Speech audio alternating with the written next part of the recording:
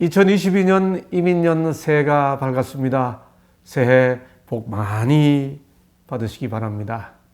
성경을 사랑하는 여러분, 또 어떤 이유로든 성경에 관심을 갖고 계신 분들, 아니 성경을 모르지만 성경이 이 세상의 여러 사태에 대해 뭐라고 말하는지 궁금하신 분들, 그래서 이 영상을 여신 여러분들 만나서 반갑습니다. 말씀과 세계문제연구소 소장 김상래입니다. 이 연구소는 어떤 곳인가 하면 이름 그대로 성경 말씀의 관점으로 세계의 여러 현상들을 읽어보고 분석해보고 이해해보고 해석해보려는 연구소입니다. 말 그대로 연구소인이 최대한 상식에 근거하여 합리적인 방법으로 어떤 문제들을 풀어가 보려고 합니다. 저는 누구이냐고요? 삼육대학교에서 신학의 기초를 닦았고 영국 셰필드 대학교에서 구약학과 유대주의를 전공해서 최종 학위를 받았습니다. 평생 대학에서 학생들을 가르쳤고요.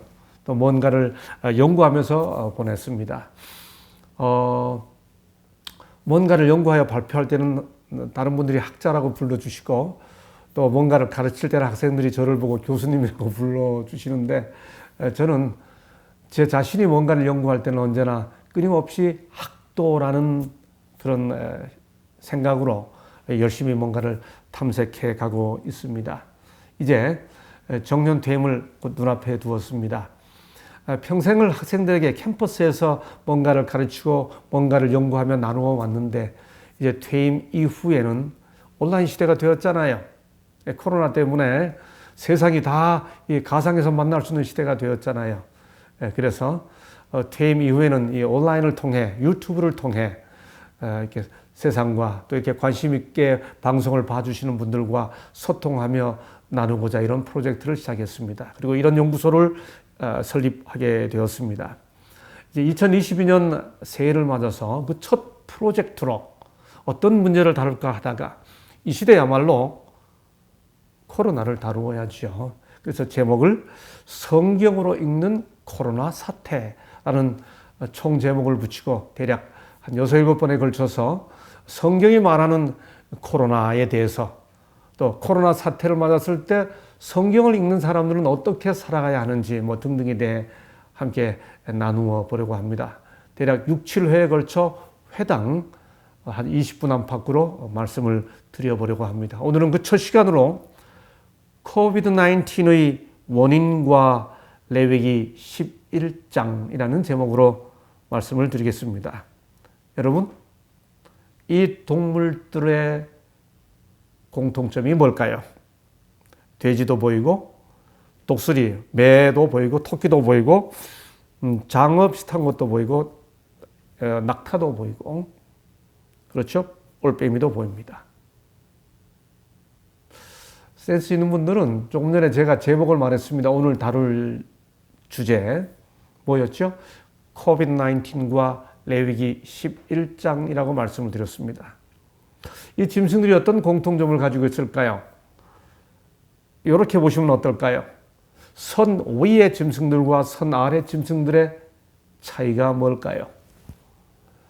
레위기 11장의 내용을 아시는 분들은 이 구분선이 무엇을 의미하는지 아마 짐작하실 겁니다.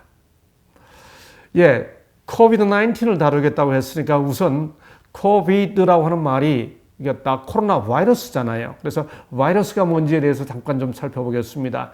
저는 의료 전문가가 아닙니다. 그래서 이 부분은 그래서 자료를 보여드리고 또 물론 전문가의 도움을 받았습니다. 그래서 간단하게 설명드려서 이렇게 언론에 발표되고 또 자료로 확인할 수 있는 내용들을 간단히 요약해서 우리가 지금 고통받고 있는 이 코로나 바이러스가 뭔지, 그래서 코비드-19이 뭔지를 확인하고 난 다음 레위기 11장으로 넘어가 보도록 하겠습니다. 바이러스는 생명체가 아닙니다. 그것은 유전인자 정보를 담고 있는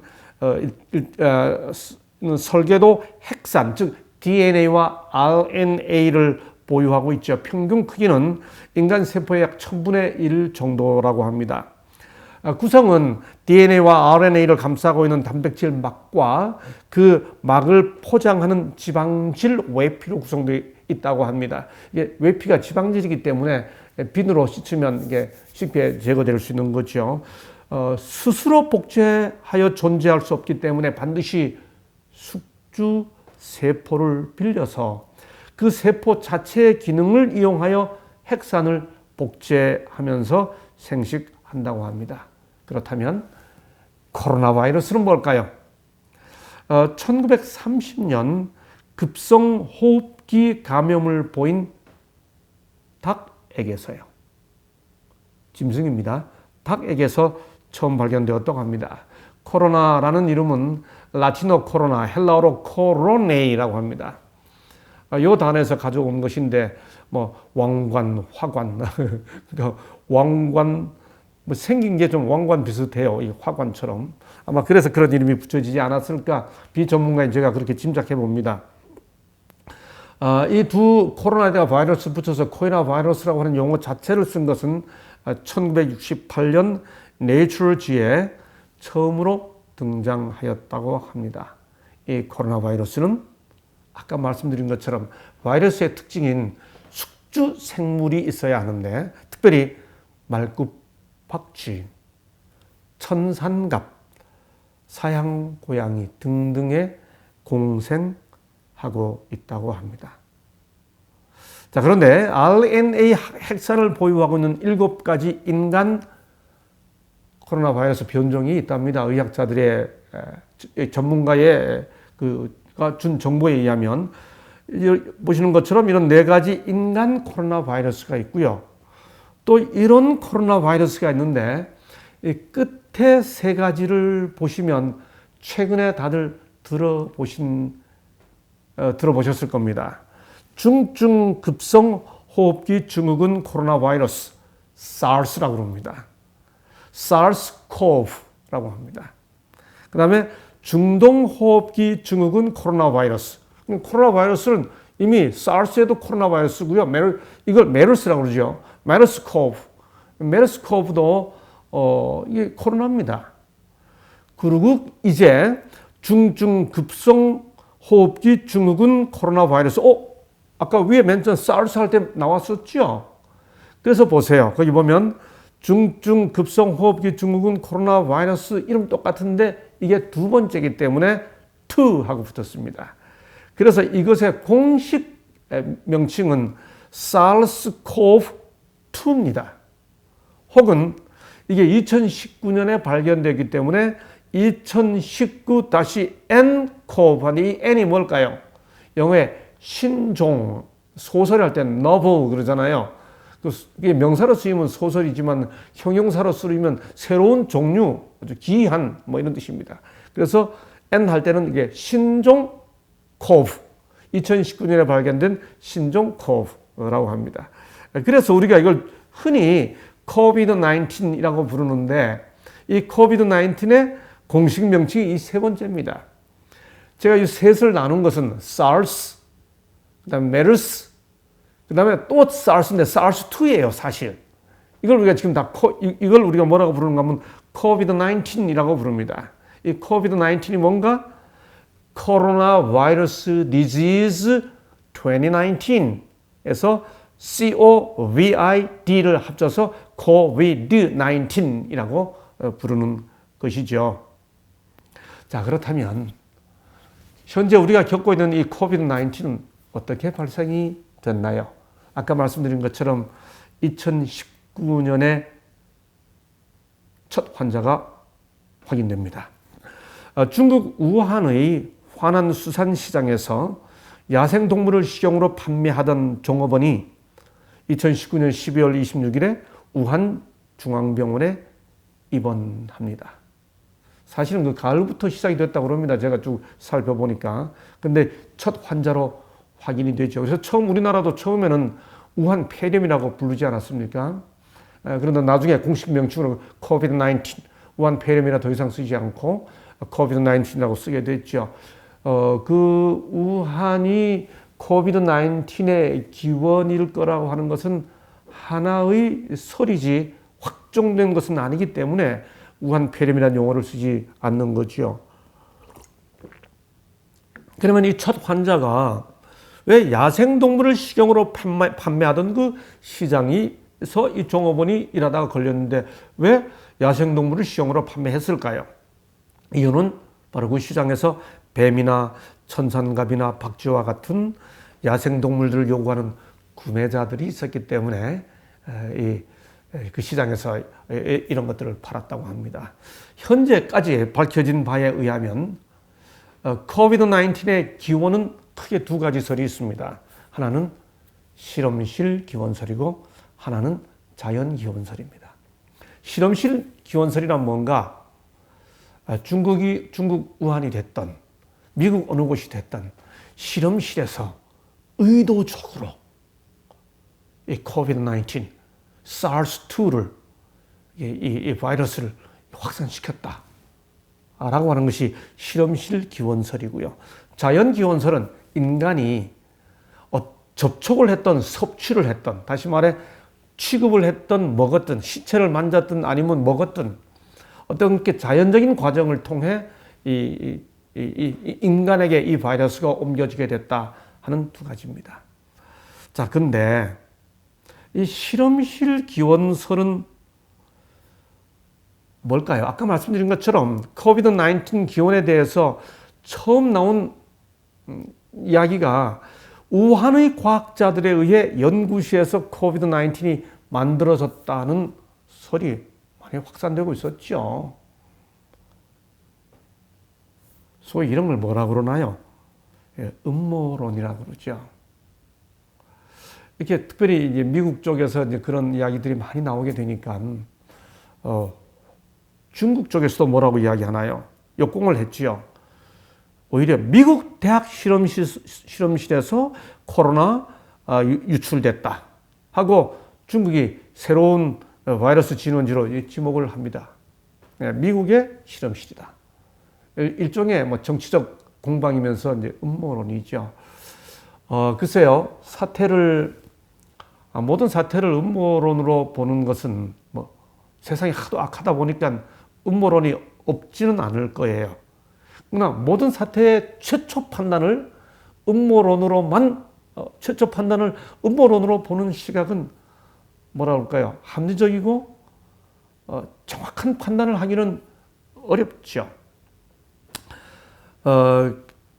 보시면 아까 말씀드린 것처럼 SARS-CoV-2 혹은 2019 nCoV라고 부르잖아요. 이게 코로나 바이러스의 공식 학명인데 이게 하나의 음모론이었다고 하는 것은 이 코로나 바이러스 코비드-19의 그 유전 정보, 게놈 정보가 이미 다 충분히 공유됐고 확인해 보니까 거기에 인위적으로 조작한 어떤 유전 인자의 흔적은 전혀 없었다.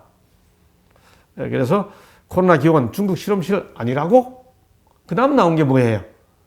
자연 기원설이죠. 그래서 짐승들에 의해 인간의 어떤 접촉과 섭취를 통해 전달되었다고 하는 겁니다. 그 짐승이 뭐예요? 가장 많이 나온 게 박쥐죠. 또다시 다른 곳에서 나온 그 중간 숙주가 뭡니까? 이 코로나 바이러스가 박쥐나 짐승들에게 있을 때는 이미 숙주로 해서 같이 공존하고 있습니다.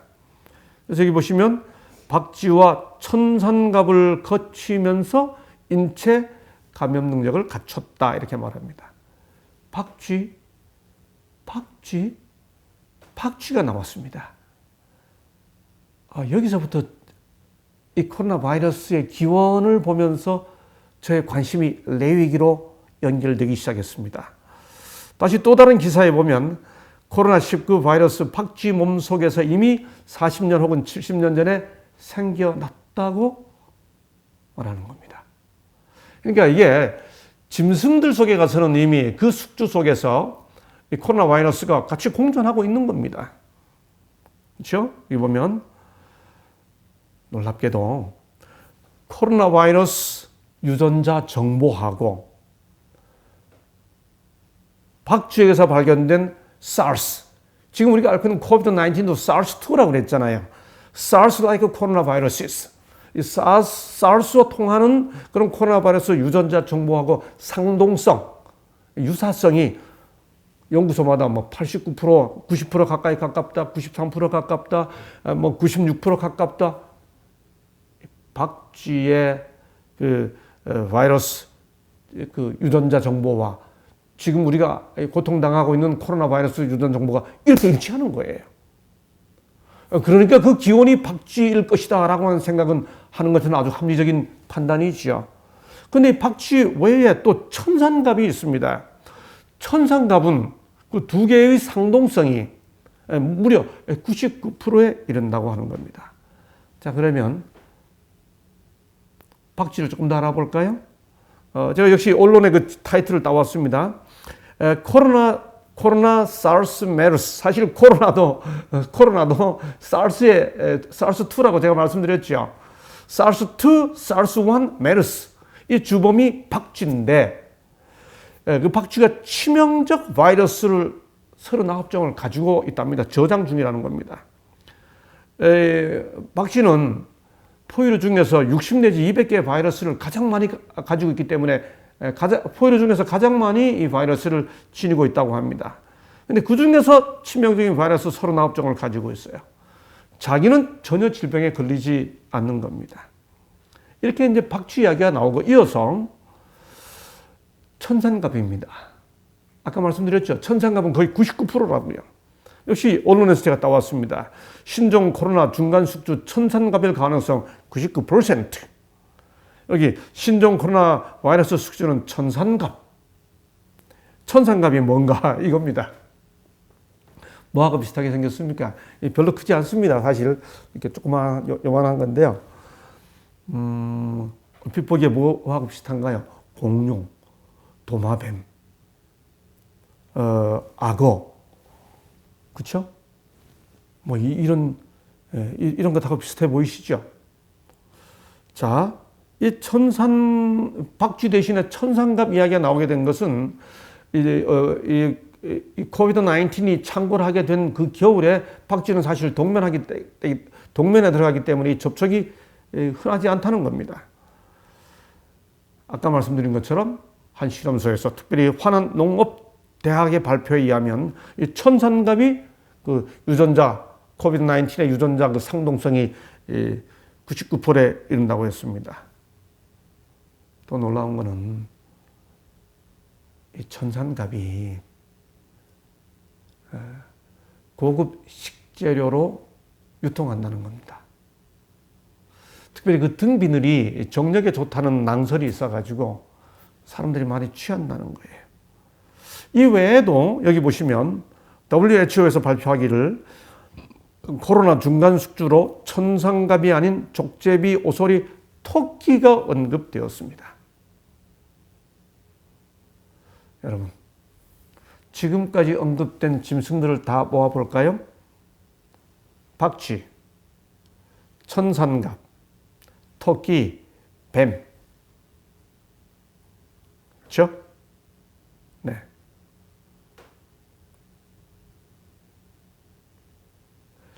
이 짐승들 때문에 제가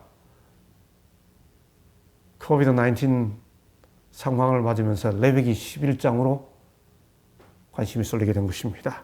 왜냐하면요. 레위기 11장에 아까 맨 처음 보여드렸던 그 그림대로 거기는 성경에 나오는 기록 중에 인간이 먹을 수 있는 어떤 그 생물들과 먹지 말아야 할 생물들을 구분해 놓고 있는 유명한 장입니다. 그 11장 3절에 보면 낙타 먹지 마라. 사반, 이 토끼류입니다. 사반, 뭐 산토끼라고도 번역됩니다. 토끼, 그다음에 돼지 이런 거 먹지 마라. 그다음 여기 밑에 보면 두더지, 쥐, 도마뱀, 육지 악어, 천상과 비슷하잖아요. 도마뱀, 카멜레온, 뭐 이런 거 부정하니까 먹지 마라. 가증하다. 또 새로 말하면 뭐 독수리, 까마귀, 올빼미, 부엉이, 황새, 제일 끝에 박쥐. 여기 박쥐라고 번역된 히브리어가 아텔레프입니다. 말 그대로 박쥐예요. 이런 것들은 레위기 11장에서 인간이 섭취하지 않아야 할 생물들로, 먹지 않아야 할 생물들로 언급되어 있는데요. 단지 먹지 않아야 하는 것을 넘어서 그 죽음을 만지지도 말라고 말합니다. 11장 8절, 너희는 이러한 고기를 먹지 말고 그 죽음도 만지지 말라. 이것들은 너희에게 부정하니라. 26절, 다 내게 부정하니 만지는 자는 부정할 것이요. 그랬습니다. 여러분, 이러니 재밌잖아요. 레위기 11장대로만 먹었으면 코비드-19이 인간에게 옮겨지지 않았을 것 아닙니까? 그렇죠. 코비드-19이 인간에게는 발생되지 않았을 것 아닙니까? 여러분, 그런데 또 보세요. 메르스가 뭡니까? 중동호흡기 증후군인데 이 메르스가 낙타와 박쥐를 먹이러 옵니다. 사르스는 뭐예요? 이게 중증 급성호흡기 증후군. 지금 코비드-19도 사르스잖아요. 근데 사르스가 박쥐와 사양 고양이를 먹이러 했다는 거예요. 이게 무슨 뜻이죠? 다 메르스든 사르스든 다 코로나는 결국 다 레위기 11장이 그 많은 짐승들을 먹으면서 시작이 됐다는 거죠. 여러분, 통해서 이게 된 거예요. 자, 여기 보세요. 이 짐승들이 한꺼번에 다 보시죠. 제가 한번 찾아봤습니다. 레위기 11장에 금하고 있는 짐승들 이름을 치고 뒤에다 요리를 붙여봤어요. 이게 돼지 요리, 쥐 요리, 쥐구이입니다. 여러분, 위에 줄 오른쪽 거는 도마뱀 요리입니다. 천상갑 숲이에요. 박쥐 숲이고요. 낙타 요리입니다. 밑에는 뱀 요리입니다. 와, 사람들이 레위기 11장에서 먹지 않아야 된다고, 성경이 먹지 않아야 된다고 말하고 놓고 있는 거 다 요리해 먹고 있습니다. 요리하려면 그 주검을, 시체를 만져야 되잖아요. 그래서 제가 보니까, 그래서 코비드-19의 기원은 짐승이에요. 근데 원인은 그걸 몰라서 안 지켰던, 알고도 안 지켰던, 그걸 넘어버린, 어쩌면 그 가이드라인을 넘어버린 인간의 욕망의 결과가 아닌가라는 생각을 해보는 거죠. 차제에 성경이 사람에게 먹으면 좋다고 말하는 음식이 뭔지 한번 살펴보겠습니다. 창세기 9장 3절에 보면요. 홍수 후입니다. 노아 홍수 후에 무릇 산 동물은 너희의 먹을 것이 될지라 육식 허락합니다.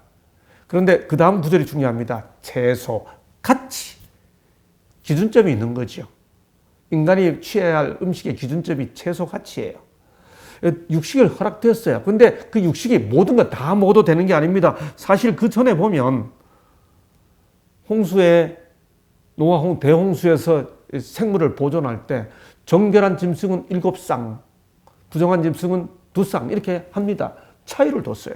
왜 그럴까요? 정결한 짐승을 먹어야 하기 때문에. 뭐가 정결한지를 설명해 준 게 홍수 때부터 이미 구분된 정결함과 부정한 것에 대한 구분을, 뭐가 정결한지를 가르쳐 준 게, 성문화시켜 놓은 게 레위기 11장인 거죠. 아까 채소 가치라고 그랬잖아요. 그 채소가 언제 주어졌나요? 범죄한 직후에.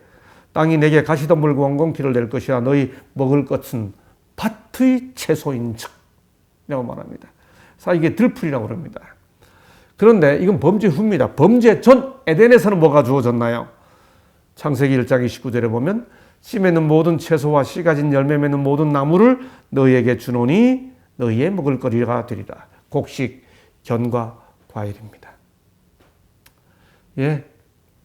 홍수 후에 어쩔 수 없이 육식이 허락되지만 이상적인 음식은 아니라는 거죠. 그러므로 음식 섭취와 접촉에 대한 레위기 정결법이 지켜졌다면 바이러스에 의한 팬데믹은 예방될 수 있었을 것이라고 생각하는 제 판단에 대해서 어떻게 생각하십니까? 성경을 사랑하는 분들은 그러네. 라고 한 번 더 현상으로 확인하셔도 좋을 것 같습니다. 성경에 관심 있는 분들은 오, 성경에 이런 내용이 있었구만 하고 좀 흥미를 느껴주었으면 좋겠습니다. 처음 들으시고 재미있네 하고 흥미를 느끼신 분들, 그런 분들도 함께 성경에 좀 더 관심을 보여주셨으면 좋겠습니다. 저는 이런 것을 계기로 나름대로 꿈이 있습니다. 그것은 초교파, 초종파, 어떤 이유가 됐든 성경 읽기 운동을 좀 하고 싶습니다. 그래서 감히 제 나름대로 다 찾아보니까 성경 읽기 운동 본부라는 게 없어요. 제 나름대로 성경 읽기 운동 본부에 한번 본부장이 돼서 초교파, 초종파 성경 읽기 운동을 좀 해보고 싶습니다.